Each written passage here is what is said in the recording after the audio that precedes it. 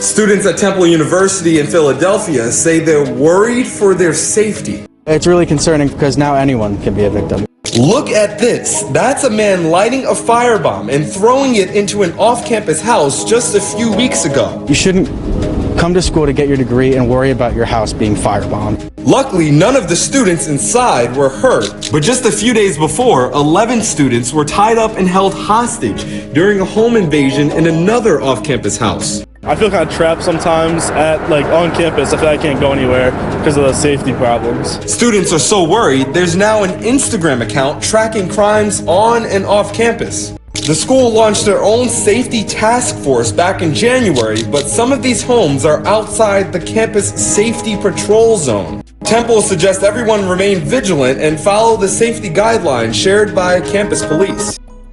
So you mean to tell me, not only is these college students, well, we know about these teenagers, but not only are these college students end up missing, fucking getting hurt, killed, but now we got footage of a guy like this throwing firebombs inside of a place where they get their studies on. You know what I'm saying? So you start to ask yourself, what the fuck is going on in the world where the ones that are doing good is being attacked? You know what I'm saying? Like, I don't know.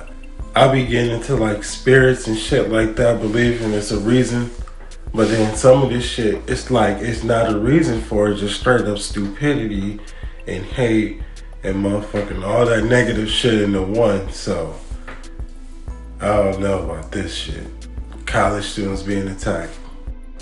And I'm not saying, like, not anybody can't be untouched. That's not what I'm saying. What I'm saying is, it's starting to grow as much as we see these teenagers shooting and killing starting to grow. That's all I'm saying. This murder over a prize at Dave & Buster's is wild and senseless. It all went down at their iconic Times Square location just before 11 p.m. at the end of last month. 39-year-old Alan Stamford was placing a drone back onto a high shelf in the prize area. That's when a box fell and landed near a man with a young girl. That led to an argument that quickly spun out of control. Alan apparently punched the man in the face, who allegedly pulled out a large knife and plunged it into Alan's chest. The suspect immediately fled the scene and tried to get away on the subway, but a security guard on his trail alerted a transit cop and caught the man before he could get away. Alan was rushed to the hospital, but ultimately died from his injuries. Recent NYPD stats reveal that New York City has seen a 43% increase in crime since last year. The suspect in this case, Jesse Armstrong, has a lengthy criminal record and has been charged with murder over a toy at a family restaurant. Come on. So you mean to tell me this guy lost his life over a fucking toy, a drone. You pulled out a knife. Not one life is taken, but 2 lives is taken because y'all fighting over fucking toys. Now, I can see where the stupidity come from. You know what I'm saying? When we look into this other content I'll be creating. Because if y'all grown asses is doing this shit, I mean, just think about it. Come on. And then, you know, I mean, I know it's probably was kids there because how Dave & Buster's is, but I don't know. I really can't say much about this because it's just stupid as hell. But I like dude that gave us this information. You know what I'm saying? That beautiful soul is his. Got a very funny side of him. How he be saying funny shit at the end of the video. Well, let's see how this 911 call ended up being. Cause these 911 calls be crazy. Just think about being the operator and some crazy, I mean, you never know what gonna come on that line, to be honest. Just because your job is to handle emergency phone calls and to shoot out help to whoever need to be alerted.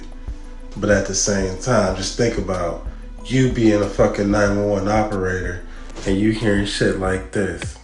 Right, and who are we checking on? His name is Cody Amato. His last name is Amato. Okay, and what was the reason for the well-being check? He said the time that we worked together, he didn't show up for work today. I know they can get a hold of him. His phone's going straight to voicemail, and he's not like that at all. He would never just not show up or not answer or not call. So no one's heard from him since about 10 p.m. last night, so we're all kind of worried. Newly unemployed Grant Amato poured thousands of dollars into accessing a Bulgarian webcam model's sexually explicit photos and videos. When his family gave him an ultimatum in January 2019, he responded in an unimaginable way. All right, and I know you said that it's not like him to do this. Is there any other reason for concerns, like health conditions or anything like that? Not from him. Like, I know his brother was at home, and I know his brother has been sick. So that's most that was really. Damn, so you mean to tell me the brother had an episode and fucking did what he did from what it sounded like? That's crazy as hell. That was really my main concern, but I'm one of the only people that knows that. That's why I felt like I really needed to make this call. His brother does suffer from depression, and I know it's been bad recently, but I'm not assuming the worst, but like this is just very out of character. Okay, the police department on the report line. My name is Shalia. Hi, my name is.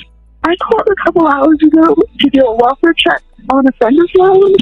I hadn't heard back anything, but one of my other friends did, and I just wanted to follow up on the person. We heard that they went to our friend's house and there was no answer at the door, and his brother's car was gone.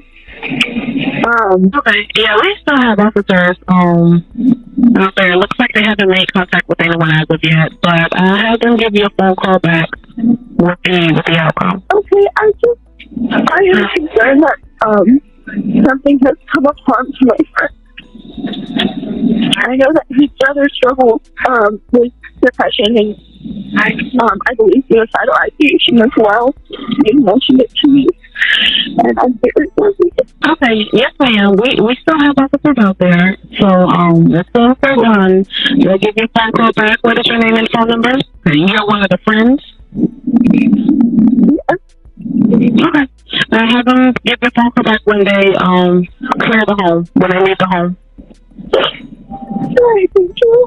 When Grant's brother, Cody Amato, didn't show up for work and didn't answer his phone on January 25th, his co-workers suspected something was wrong. It had been 5 years since Cody missed a day of work. They called the police and asked them to check out the Amato home. When Seminole County deputies arrived at the house in the Chuluota suburb in Orlando, Florida, discovered a gruesome scene. 31-year-old Cody had been shot below the eye. He was lying dead on the floor, still wearing his nursing scrubs and with his work lunchbox a few feet away.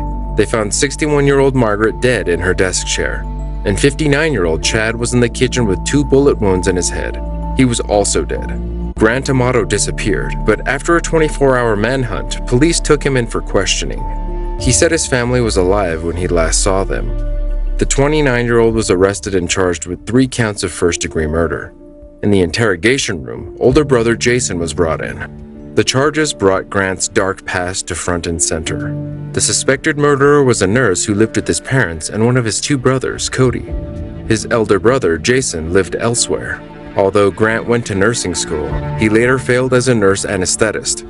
The year before the brutal killing, while he was working at Advent Health Orlando, he was arrested on suspicion of stealing drugs and improperly administering medication. The hospital suspended Grant while the investigation was underway, later firing him. With extra time on his hands, Grant began spending hours playing online video games and surfing the web. Once he stumbled on a social platform that allowed people to pay for sexual photos and videos, Grant became obsessed with webcam model Sylvia Venceslavova. The woman, who went by Sylvie, was paid thousands of dollars by the accused for him to watch her online. But since Grant was unemployed, he was unable to keep up with his new expensive habit, so he started stealing from his father, Chad, and brother, Cody. It's estimated that the total was to the tune of $200,000. God damn, he stole over $200,000 from his fucking dad and his brother for his new addiction. Now, they don't go into detail about his addiction, but they go into details about his addiction. We don't know if it was just that or if it was other stuff associated with it, but I'm pretty sure he didn't spend $200,000 just to look at some goddamn internet porn. You know what I'm saying? When the shit free nowadays. On the night of the 24th, Chad found out his son had not stopped, so he told Grant to pack his bags and leave the house.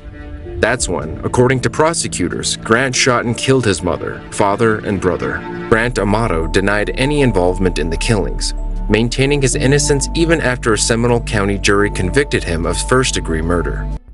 They rejected the death penalty, so a judge sentenced him to life in prison without the possibility of parole.